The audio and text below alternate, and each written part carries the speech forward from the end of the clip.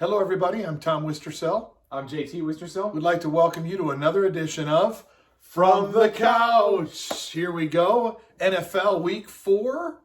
4 games in the books for most teams. A couple teams, like my Steelers, didn't get a game in. Thanks, Titans.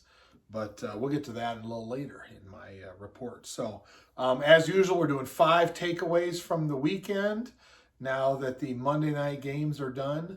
And so I think, JT, why don't you go first with your purple shirt on today? And I'm going to start with my purple people eaters, as the Minnesota Vikings are finally showing a pulse. And a big part of that is the emergence of rookie wide receiver Justin Jefferson. He has the 4th most receiving yards by a rookie through his first 4 games in NFL history. So an amazing stat for him. Really come on strong the last 2 games with 175 yards, then slightly over 100. Dalvin Cook leads the NFL in rushing yards and rushing touchdowns with 6, so he's been awesome on the ground. God, your record should be great.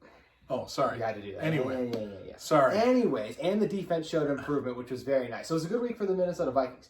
But as the Vikings showed a poll, someone flatlined, and it was Bill O'Brien, who was fired today as the Houston Texans head coach and general manager. Now, the Texans have a lot of problems, mainly on the defensive side of the ball, but I believe the biggest reason O'Brien was fired was because of his GMing, and I'm going to read a little bit about what he's done since becoming the GM. He traded away Clowney and DeAndre Hopkins, both really productive players. I think the worst one's obviously Hopkins. He traded away a 2nd-round pick in this year's draft, the loaded wide receiver draft, for Brandon Cooks, who's given them virtually nothing, and he gave away 2 first-round picks and a 2nd-round pick for Laramie Tunsil and Kenny Stills. Now, I kind of like the move, but it's just a lot to give up for, even though Tunsil is one of the better left tackles, just a lot to give up. So, good week for the Purple People Eaters. Not so much if you're a Texans fan. All right, yes. Go Vikes. Happy for you, Yes, JT. finally. So I'm going to start with, how about them Cowboys, huh? The Dallas Cowboys. Now, let me say, division leading Dallas Cowboys with their 1-3 record, right?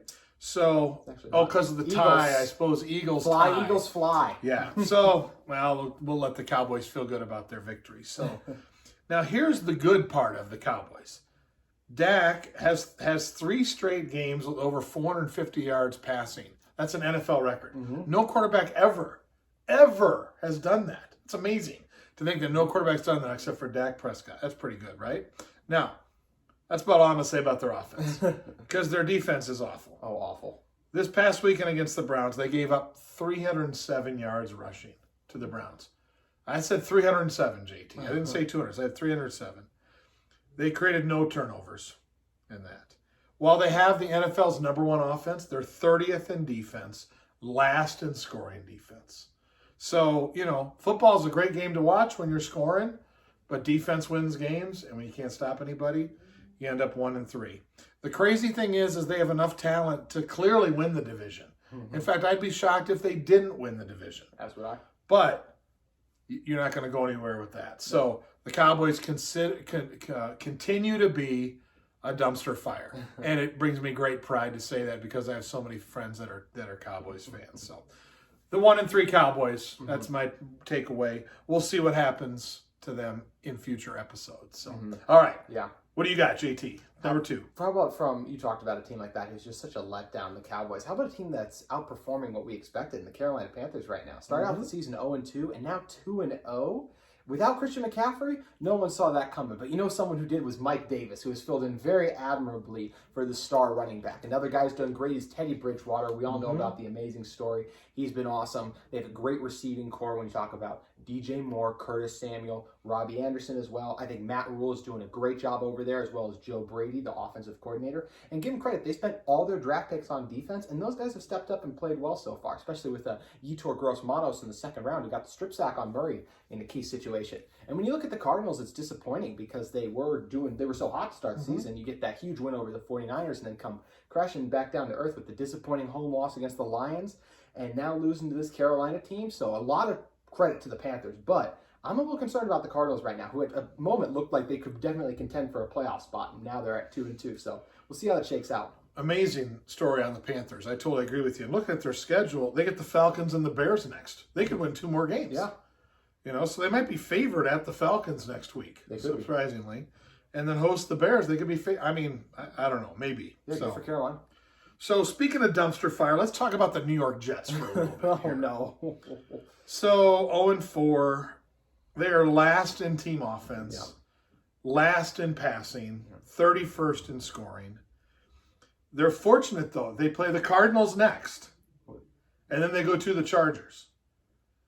After that, they play the Bills, Chiefs, and Patriots. So they need to win one of their next 2 games, or they're literally going to be 0-9. Mm-hmm. So 0-8, excuse me. So I guess I would be 0-9. Yeah. So they've got to pick it up a little bit. I don't even know where to start with them other than they look lost. When you watch them, they look like they don't practice offense during the week, which I know they do. It's really hard to practice your offense all week and then show up on Sunday and not be able to complete a pass and block, pick up a blitz, not know your coverages. I mean, it's pretty sad. So I don't know what the answer is going to be there. You know, it seems like they change coaches about every 2 years there for the Jets. But they got to do it. And I don't think Sam Darnold is a bad quarterback. I think they have something to build around. Obviously, the Le'Veon Bell thing blew up in their face. But, you know, the bottom line is you have to be able to score points in the NFL. Yeah, you need a defense to win a lot of games, but you're not going to win many games scoring 10, 12, 14 points. So Jets are in trouble, JT. It's going to be a long year for the Jets. Adam Gates is terrible. I think everyone thought he'd be the first head coach fired. And if I can throw a quick question at you, would you take Trevor Lawrence with the first overall pick if they do go 0-16, which looks very likely at the moment? You know, I suppose you kind of have to, but because I don't see. I mean, is there a rush end that should be number one? I wouldn't take Gregory Ross out of Miami. He took this year off for COVID. I wouldn't take him that high. I mean, bottom line is you could use a playmaker on offense too. So maybe there's somebody else out there, but yeah, I don't know. Yeah, we'll get to that later. All right, number 3, JT. What do you got? How about the Indianapolis Colts and specifically their defense, the number 1 defense in the NFL right now, after giving up 20 plus points, could have been 30 even now that I think about it, to the Jacksonville Jaguars in week 1. I wrote the Colts off, and I'm like, they're done. The defense has rebounded, absolutely destroying the Vikings, the Jets. That's not saying much. But then this week, the Bears as well. I mean, they've just been absolutely dominant. Have they feasted against some struggling offenses? Definitely. But you got to give credit to that defense. Really concerned about their secondary. But so far, Kenny Moore and Xavier Rhodes have really stepped up, as well as Julian Blackmon out of Utah. DeForest Buckner was a great addition for them as he continues to get pressure. And Danico Autry is one of the most underrated players in the NFL for them. I know everyone talks about Justin Houston, but Autry is awesome. So really impressed by the Colts defense. Their run game has also been strong, led by Jonathan Taylor and Quentin Nelson. And Phillip Rivers gets it done, so give him credit. And as for the Bears, this is Nick Foles, right? You get your expectations up, and then you have a huge drop-off, and he puts out a performance like this again. So give credit to the Colts, and the Bears are what everyone thought they were, the worst 3-0 team in the league. We'll find out about the Colts defense. They go to the Browns this Sunday. So Browns offense clicking maybe a little bit after putting up 49 against the Cowboys. So, you know, we'll wait and see how the Colts are after Sunday. So. Huge loss for the Browns and Nick Chubb, too. Yep. Yes, big time. All right. I'm going to talk about, even though I don't like them, the Baltimore Ravens. 3-1, obviously lost to the Chiefs. Yeah. They play Washington, Cincinnati, and Philly the next 3 weeks. I think all 3 of those are wins. They get a bye, and then they play the Steelers. The Ravens continue to be great at they're third in scoring defense. So they bend, but they don't break. They're 4th in rushing offense. They continue to pound the ball, and that helps keep pressure off Lamar having to throw a lot. So they did a great job in the draft. They're tough. They're physical. They basically say, we're going to run the ball. We'll throw if we have to, but continue to control the clock. The defense doesn't give up big plays, and they're going to be there at the end. They'll be one of the best teams in the NFL. I'll get to the schedule thing in a little bit. They kind of screwed the Steelers with the Ravens, since the Ravens get a bye before they play them now. But nonetheless, I got to give props to the Ravens, who kind of fly under the radar a little bit. You know, I think when people think, who's the best teams in the NFL, it takes 3 or 4 to get to the Ravens, but I think they'll be there at the end in a loaded AFC North. So I'm talking about the Ravens. Yeah. All right. Yeah, no shame in losing to the Chiefs, and I think that's the only reason they aren't in that upper echelon. So I know that was hard for you to give the Ravens some love. So I know. Appreciate you doing that. I got to do that. So, okay, number 4, what do you got? Speaking of someone who's gotten a lot of love throughout his career, how about Tom Brady right now? He's clicking with this Buccaneers offense. They beat the Chargers 38-31. That's a lot of points against a Chargers offense that 2 weeks ago really held the Patrick Mahomes and Chiefs Chargers offense. defense. Chargers defense, yes. That held them in check very well. Brady had 369 yards in this game, 5 touchdowns and was slinging it all over the place. Mike Evans had 100 yards receiving. Ronald Jones, the former USC Trojan, had one of his better games with Leonard Fournette out with 111 rushing yards as well. And give this O-line credit. Brady, he did get hit 5 times, but never sacked in the game against a really scary Chargers defensive line.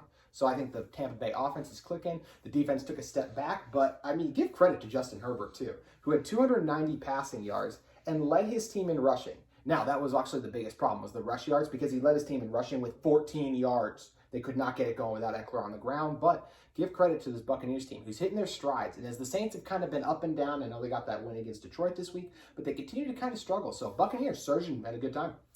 They play at the Bears. Oh, Thursday, that's right. So Thursday night at the Bears. So we'll see if he can continue it there.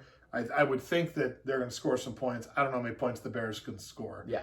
So we'll wait and see on that. So number 4 for me, I'm going to talk about how nobody circles the wagons like the Buffalo Bills. The Buffalo Bills. 4-0. They're 6th in total offense, 2nd in passing. Remember, people talked about Josh Allen coming out, going to be like, well, we'll see if he can handle it in the NFL and that. Obviously, he's a weapon. He can run the ball. They're 5th in scoring offense, and they're 8th in rushing defense. So what they're doing is saying, we're going to stop the run. We're going to control the ball. We're going to throw it around a little bit. Josh Allen can make plays with his feet, and all of a sudden they're 4-0, and very impressive start. Probably, should be picked to win the AFC East, I would assume, and be the best team. But they do go to the Titans, and then they host the Chiefs. So 2 weeks from now, we'll see what we're saying about the Buffalo Bills. But nonetheless, very impressed with them at 4-0. It's been a long time, probably, since they've been 4-0. Yeah, and you got to give credit to former Viking too, Stephon Diggs. Has absolutely been a beast. He's right up there with the NFL leaders in receiving yards and has really helped transform that offense and helped Allen take the next step.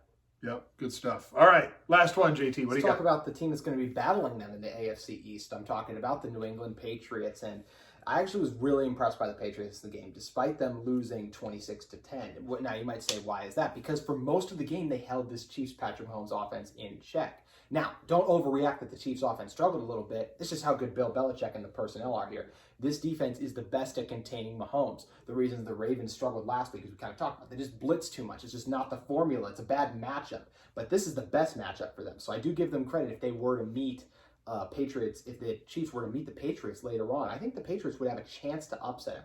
I don't think they'll get that game in Foxborough, but there'll be a chance, especially because they'll have Cam Newton then, and not the combination of Brian Hoyer and Jarrett Stidham, who just simply could not get it done tonight. But very impressed by the Patriots' defense tonight. Like I said, just don't read too much into the Chiefs' concerns. They're still a really good team. This is just the worst matchup for them, so give the Patriots credit.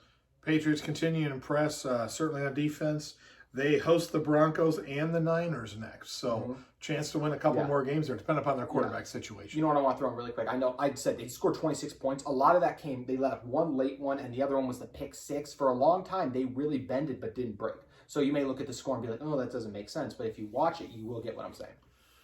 So my last point is the most undefeated thing going on right now in our society, and that's COVID.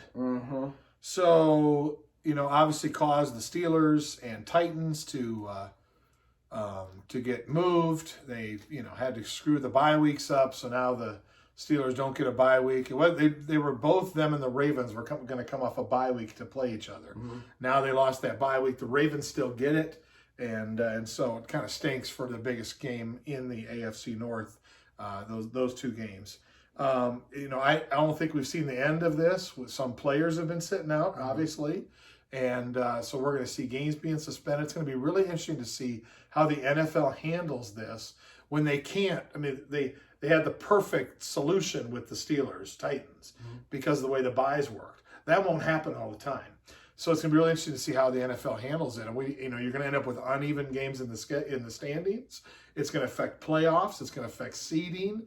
It's just going to happen. It's going to be a real mess, unfortunately, at the end. And I promise you, one team in the AFC and one team in the NFC is going to end up getting screwed out of the playoffs because of COVID. It's just the way it's going to happen this year. Be really unfortunate. So yeah. So there's my there's my list. I guess we'll see what happens. So yeah, we've made it this far in. Even though the COVID cases pop up, I still feel confident that the NFL can carry on and they will learn from their mistakes and adapt. So hopefully we continue to be able to do these as we are already a quarter of way through the NFL season. I know, amazing to say that. So that's great. So, well, we hope you enjoyed our little trip through week 4 of the NFL as we bring to you another edition of From the Couch. We'll see you next time.